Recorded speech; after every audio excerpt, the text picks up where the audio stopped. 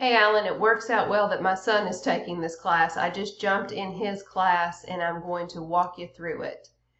The first thing I'm going to do is open up the assignment, copy the questions, just using the Control-C, and then pasting it into a Word document.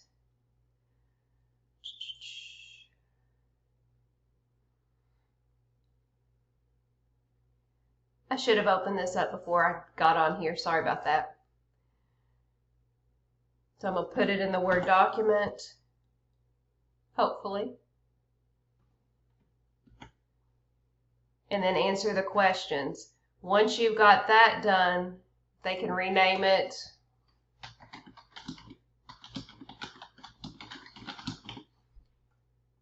And it'll be saved in their OneDrive folder, which they can find here in the office. They may not know about the office account if it's a brand new student, but then they'll go down to Upload Files, hit Browse Cloud Services. That's where the university gives them their Microsoft account. You can tell he's not logged on today. He's not logged into anything. And then she'll scroll through it to find the World Civ, hit Select and Import.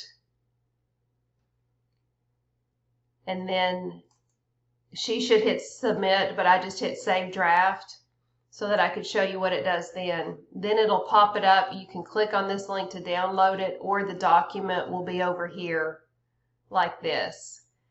Another way that they can do it is going back to the assignment.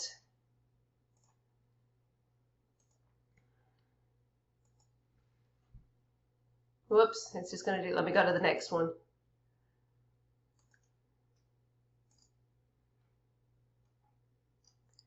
Another way to do it would be to copy the questions like this with the Control-C. I'm not using a Mac, so for me it's just Control-C. And then go to Create Submission and hit Control-V, and it'll put it right in there, and they can go down through and answer the questions and then come over here and hit Submit.